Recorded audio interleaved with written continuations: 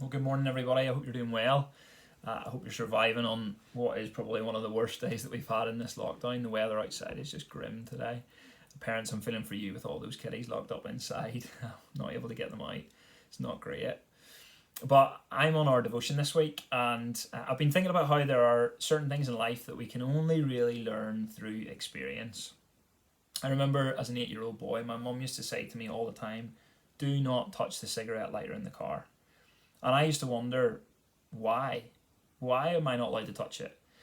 And there was one day my mum went into a shop to quickly pick something up, left me and my two sisters in the car, and curiosity just got the better of me. I saw the cigarette lighter there in the middle between the driver's seat and the passenger seat, and I thought, you know what, I'm gonna push it and I'm gonna lift it out and see what it does. And so I lifted it out and looked at it, and really it didn't look sinister or there was anything really to it, just metal rings. And so I just took my thumb and planted it right on top of it. And immediately I realised why my mum said not to touch the cigarette lighter in the car.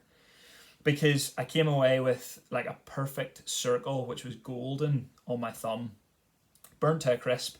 And mum came out of the shop and she saw me there in the front seat, bawling my eyes out with my thumb up against the window of the car, trying to get relief. It was the only cold thing I could find. In my pain, I learnt really through experience in the hard way why not to touch the cigarette lighter in the car.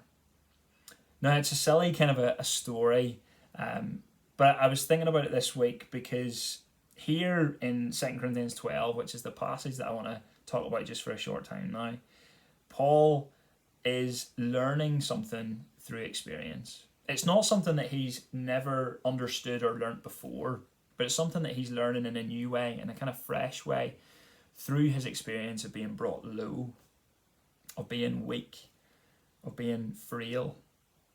Because he talks in 2 Corinthians 12 about having this thorn in his flesh, this struggle that he's having to endure, whether it's a physical thing, which is probably most likely, or whether it's something mental or psychological or spiritual, he's certainly struggling with it. He's harassed by it, as he says in verse 7.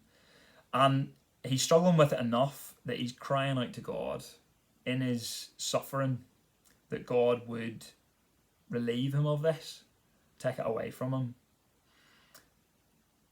But he says in verse 9, here's how God responds to his prayers. He doesn't relieve him from his affliction, but he gives him some truth in his affliction.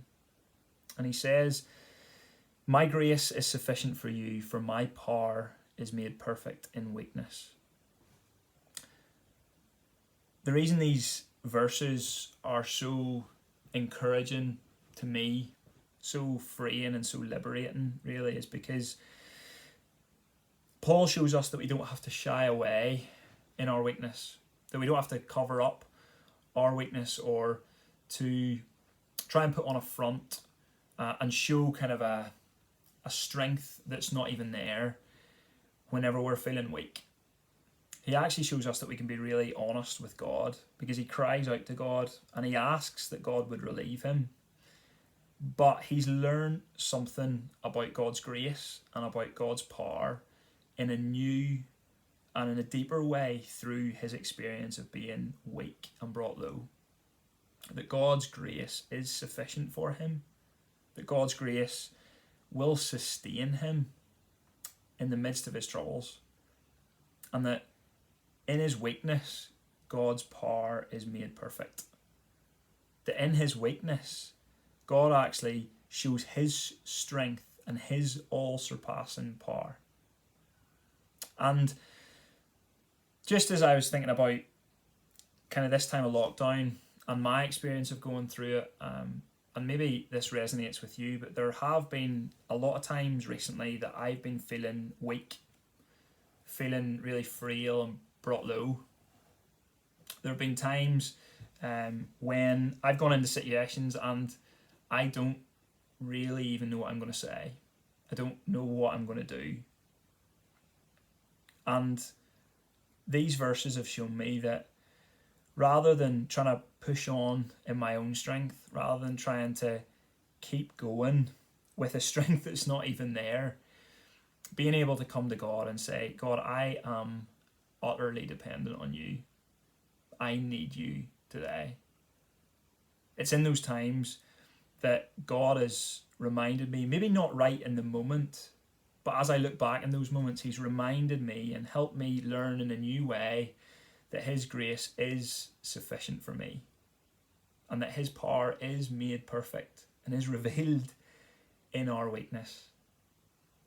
And so this week, in whatever ways maybe that you're feeling weak, or you're struggling, or you feel that you're being brought low, why not cry out to God and ask for him to help you, to give you the strength to keep going. There's nothing wrong with that. That's what he wants us to do as our Father in heaven.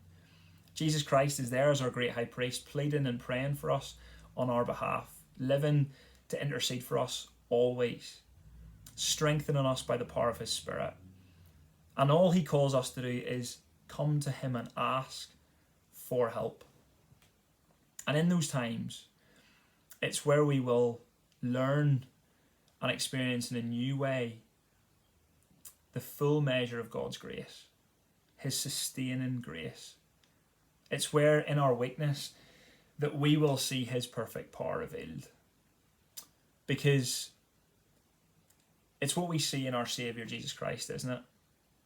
Paul, he goes on in chapter 13 of 2 Corinthians to say this: Christ, who was crucified in weakness, but now lives by the power of God. See, the path that we walk right now is a path of suffering, it's a path of weakness and struggle and strife, but it's a path that Jesus Christ has walked before us already. It's one that he walked so that he could be our sympathetic high priest, but so that he could then be our Saviour. And as we look at Jesus Christ and that path that he's walked of humiliation and suffering and struggle, it's a path that one day leads to glory. A path where we will one day go to be with him and live forever in his presence for eternity. And so this week, I'm praying for you. Keep pressing on. Keep encouraging and loving one another, because this is a tough time that we're going through. And it's a time where we maybe are feeling weak and brought low. But it's a time where we can come to God and we can see in a new and a fresh way that his grace is sufficient for us, and that in our weakness, his power is made perfect.